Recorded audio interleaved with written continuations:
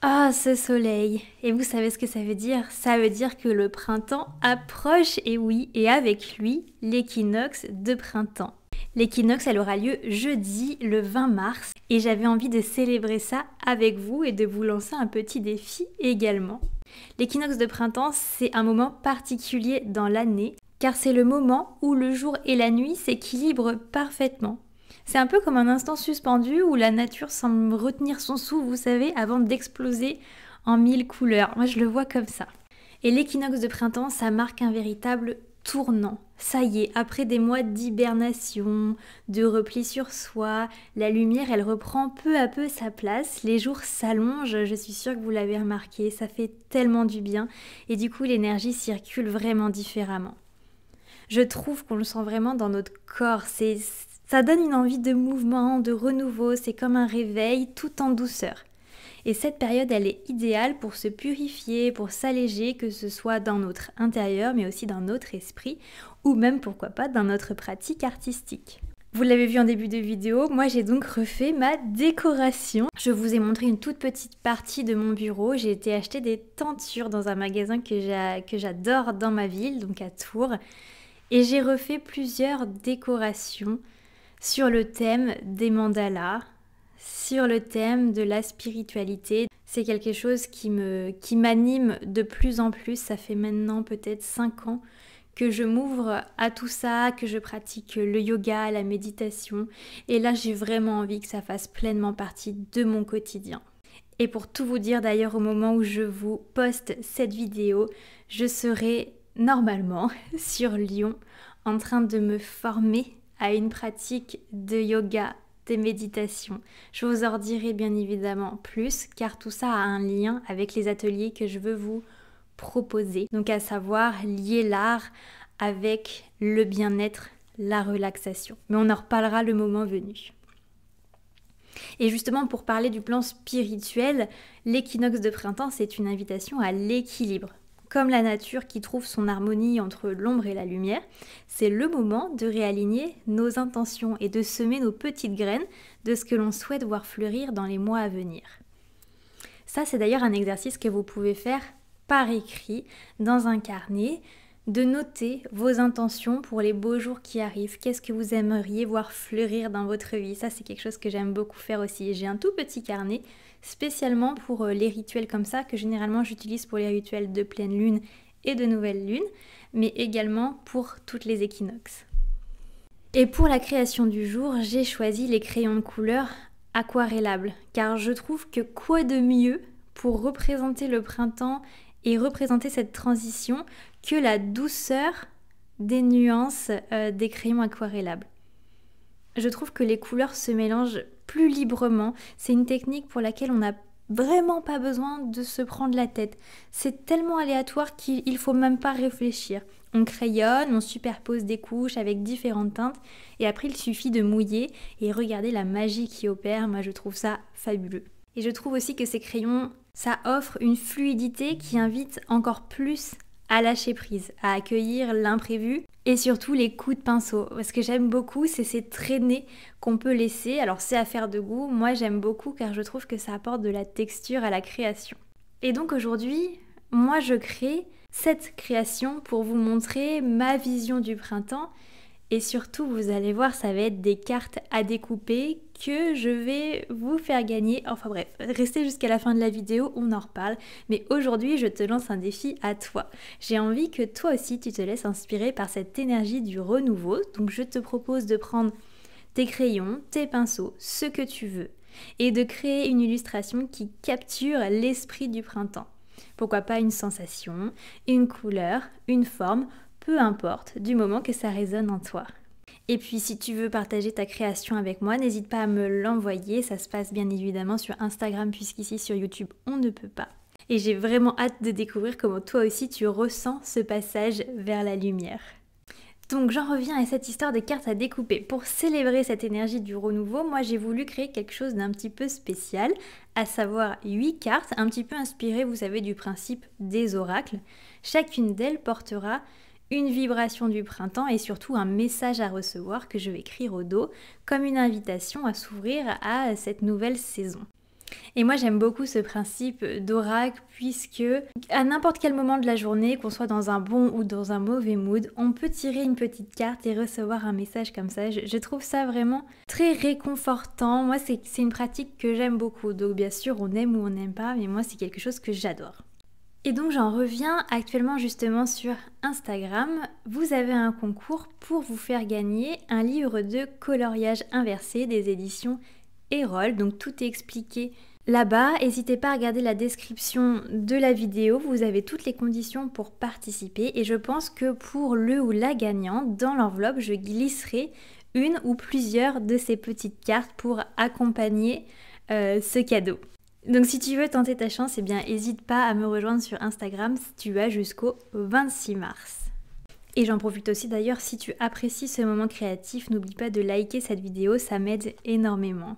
Bon sinon vous savez, j'aime bien aussi agrémenter mes vidéos d'un petit peu d'histoire ou de culture. Donc là j'ai envie qu'on parle bien évidemment de l'équinoxe de printemps plus en profondeur. Donc l'équinoxe de printemps, c'est un moment clé dans de nombreuses traditions au travers le monde. C'est un point d'équilibre, comme je l'ai dit, parfait entre le jour et la nuit. Les deux sont à durée égale. Et ça marque officiellement la fin de l'hiver enfin et le début du renouveau. Et ce phénomène astronomique, c'est pas un phénomène qu'on a inventé comme ça, c'est lié à l'astronomie, ça a inspiré de nombreux rites et de nombreuses célébrations depuis des millénaires. Donc généralement, l'équinoxe de printemps, c'est souvent associé donc au renouveau, mais aussi à la fertilité et à la croissance. Dans la nature, vous allez voir, tout s'éveille. Les arbres bourgeonnent, les animaux sortent de leur hibernation et les jours s'allongent. Et symboliquement, c'est une période idéale pour planter de nouvelles intentions, comme on planterait de nouvelles graines qui grandiront avec la saison. Et c'est aussi un moment d'équilibre où l'on peut chercher à harmoniser nos énergies, à trouver un juste milieu entre action et introspection. Donc je vais vous citer quelques-unes des traditions et célébrations à travers le monde. Donc la plus connue c'est Ostara, donc qui est une fête païenne wiccan.